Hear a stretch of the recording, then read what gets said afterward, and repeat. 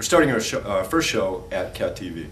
I'm here today with Lisa Beyer, the Executive Director of CAT TV. First of all, Spotlight on Downtown, as it's been known before now, I think has got to be one of the longest running programs on CAT TV. So Yeah, I have to give you guys kudos for continuing it through the many evolutions of Better Bennington Corporation. I wanted to kind of start with the bigger picture of what cable access is about, because I think that that's probably where a lot of the confusion comes in, or a part of the area where people don't understand. So cable companies come into people's homes and or into towns and start delivering cable. And they get territories, they bid to get the territories originally. Right. Locally, we are Comcast. Correct, and, correct. And Comcast is the major cable provider in Vermont. Okay. There are some smaller cable providers, maybe 3 or 4 others, but Comcast is the major provider. Prior to that, it was Adelphia Cable. Yeah, I remember that. When there was some fears when cable started coming into play that they would create monopolies in small communities. So that's when cable access really started to come to light. They wanted to prevent that monopoly from happening, and they wanted to And when you say they, who's they? Like legislators? Yes, okay. The federal government. Okay.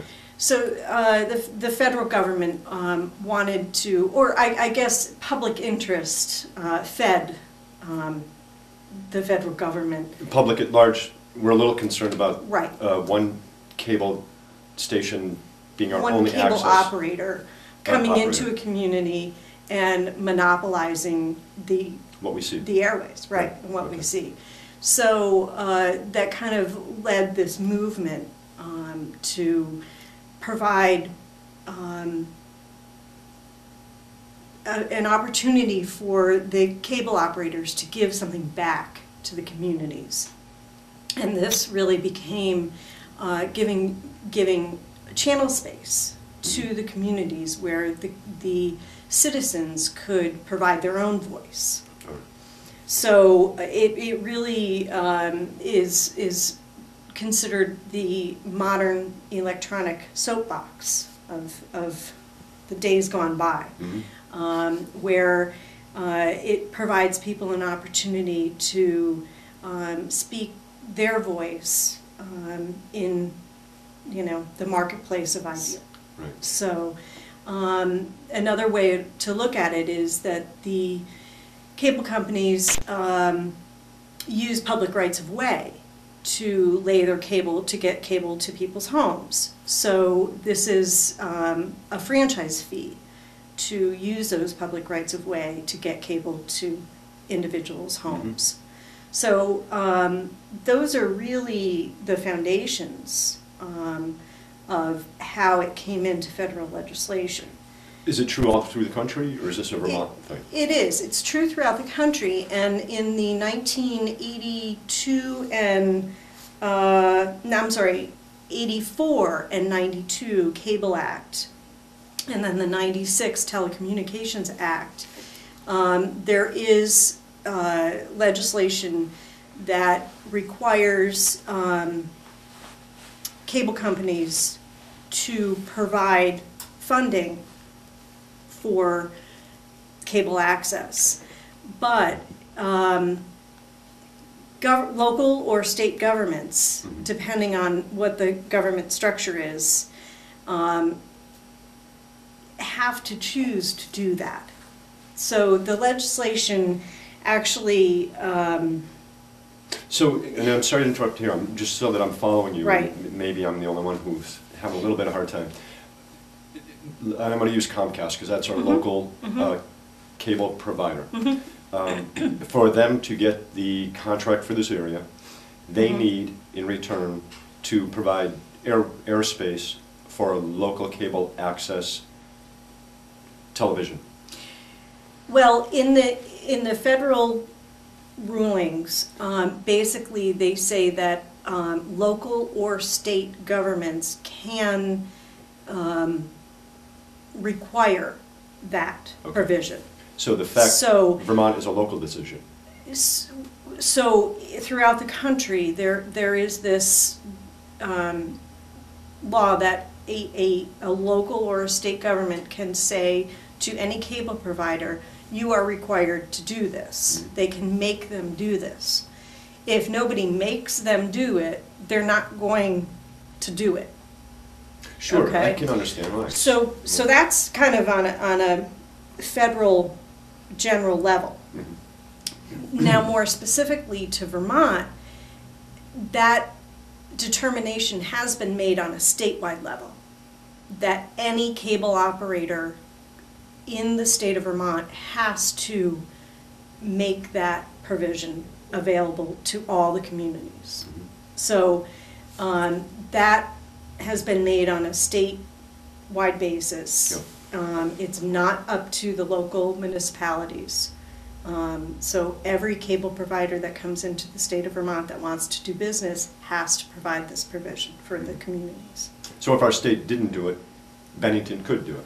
Correct. Or Bennington County or whatever the territory. The difference between Vermont and other states, Vermont, we have to understand, is very, very unique with the way that it handles cable access. Many other states do leave it up to the municipality. So the municipality would actually receive the cable funds from the cable operator. Those monies would then go into the general fund, and the town government would then decide how much money would go to the access management organization. So in Vermont, this model is very, very unusual, to have it mandated by the state, have the funding go directly to the access management organization, which in this case is CAT TV.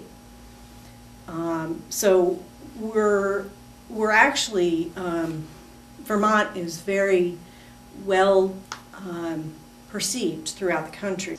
We receive 5.77% of the money that they receive, of the revenues that they receive from the cable subscribers. So 5% goes to our operating budget, and the 0.77 goes to our capital budget. Capital budget being capital purchases for production equipment. Right, and there's a lot of it here. Right. So the operating portion of our budget is actually Comcast, again through the federal guidelines, is able to pass those pass that fee through to their customers.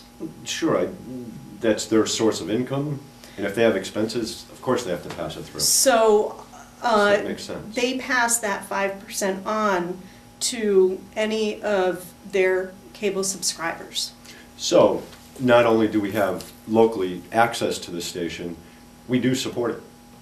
You do. It really comes out to about $25 a year for any cable subscriber. Yeah. So in the grand scheme of things, it's a pretty minimal amount of money, but they do pass that through to their customers, and they, far too complicated to get into, they do have to pay what is called a fee on fee of that. They have to pay 5% on the monies that they collect from their customers. So you lost me at fee on fee. Yeah. Okay. Anyway. So, but that's neither here nor there. So anyways, they do have to pay on what they collect from their subscribers for that fee. But if you look on your cable bill, you will see a public access fee. Oh, so they break it down? Yeah. So they're required to do that. So that's how we're primarily funded. Can keep the doors open. Right, and we are a 501c3, so we do do fundraising and accept donations and things like that. Now, a cable access or a cable provider, Mm-hmm.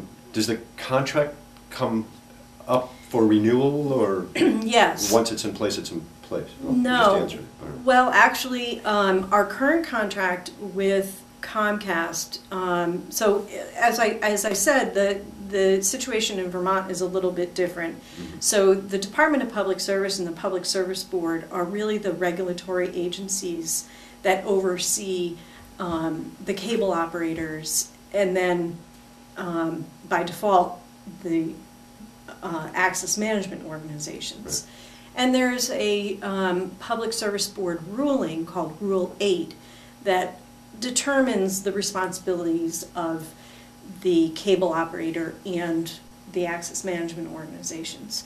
So we have obligations that we have to meet. We have annual reporting that we have to do. And the cable operators have certain responsibilities to the access management organizations. There are also individual contracts between the cable operator and the access management group. Directly between you and, in our case, Comcast, in Yep. this case, right, that deal with specific funding requirements that deal with specific local needs that may differ from community to community.